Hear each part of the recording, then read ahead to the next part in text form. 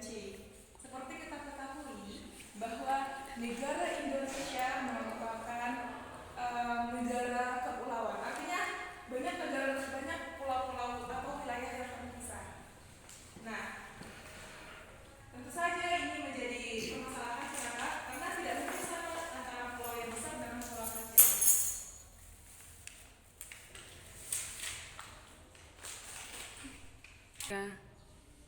Pendidikan yang merata itu antara daerah terpencil dan daerah perkotaan.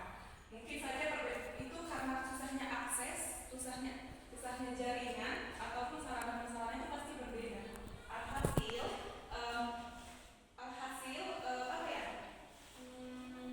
Pencapaian prestasi anak didik itu pasti berbeda antara yang terpenuhi dan juga yang tidak terpenuhi.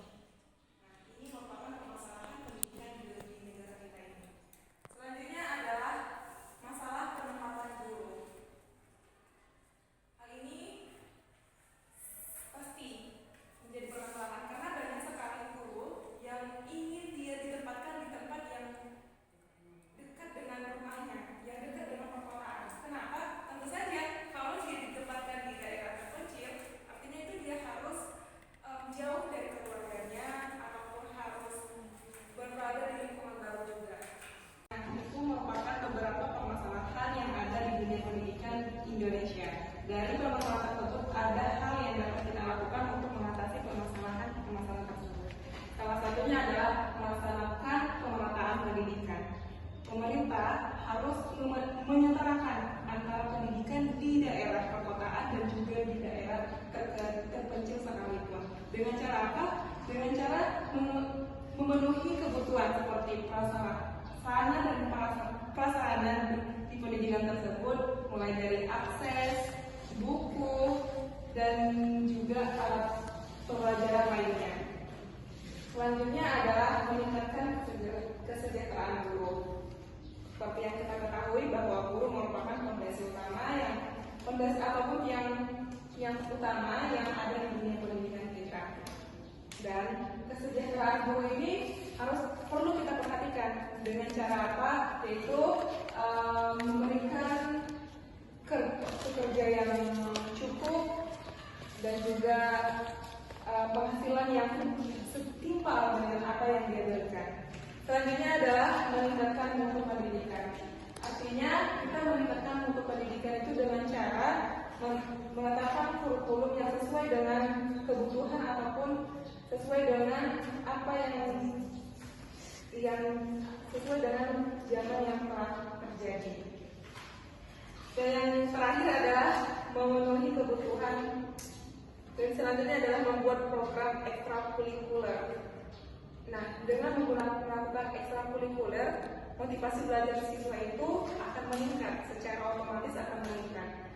Ya, ekstrakurikuler ini bebas saja, seperti pramuka, seni, kaligrafi, ataupun menyanyi.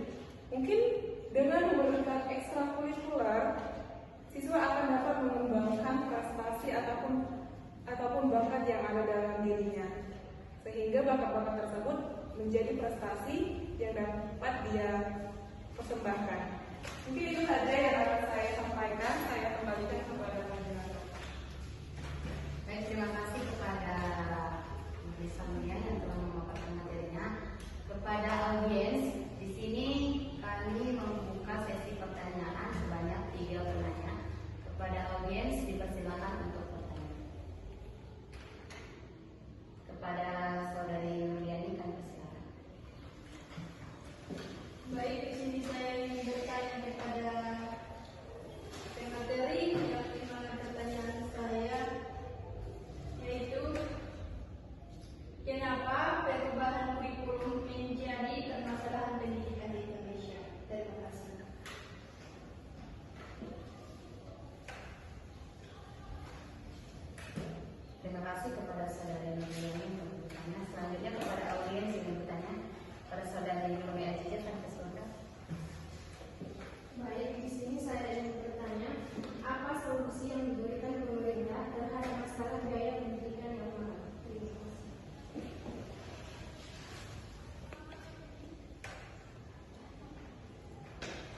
terima kasih kepada saudari Mumi Atijah. Selanjutnya untuk penanya terakhir kami silakan kepada saudari Siti Hardiati. Baik, terima kasih kepada moderator. Baik, di sini saya ingin bertanya kepada Mumi yang dengan pertanyaannya, apa yang menjadi penyebab sebenarnya motivasi belajar siswa? Sekian, akan dilihat kepada moderator. Baiklah, di sini pemateri akan langsung menjawab pertanyaan dari audiens kepada saudari Mumi Sania. Saya akan menjawab beberapa pertanyaan dari audiens mengenai materi yang telah saya paparkan tadi, yang dimana salah satu pertanyaannya adalah dari saudari Nurliani yang kedua karena kurang mampu. Itu merupakan salah satu program yang diberikan pemerintah untuk mengatasi permasalahan pendidikan, yaitu pada masalah pendidikan yang mahal. Selanjutnya pertanyaan terakhir dari saudari Siti Hardianti yang dimana pertanyaannya adalah apa yang menjadi penyebab rendahnya motivasi siswa?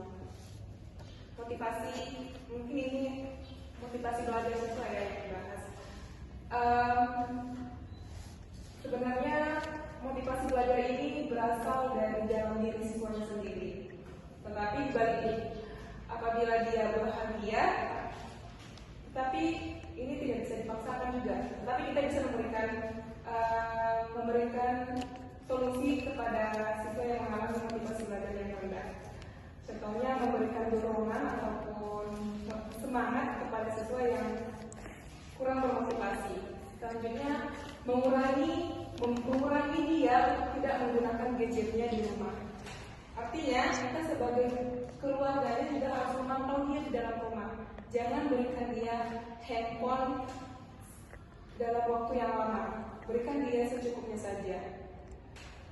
Selanjutnya juga guru memberikan motivasi seperti apresiasi saat pembelajaran, dan juga yaitu dengan menyuruh siswa mengikuti ekstrakurikuler di sekolah. Mungkin dengan itu siswa akan mengenal dengan orang banyak sehingga dia lebih termotivasi untuk ikut ke sekolah, belajar bersama dengan teman-temannya.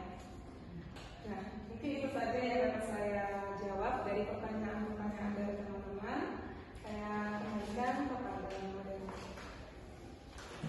Baik, terima kasih kepada pemateri yang menjawab pertanyaan dari ketiga audiens. Kepada ketiga audiens, apakah jawaban yang telah dilemparkan kepada pemateri telah terjawab? Iya. Baik, terima kasih. Mungkin itu saja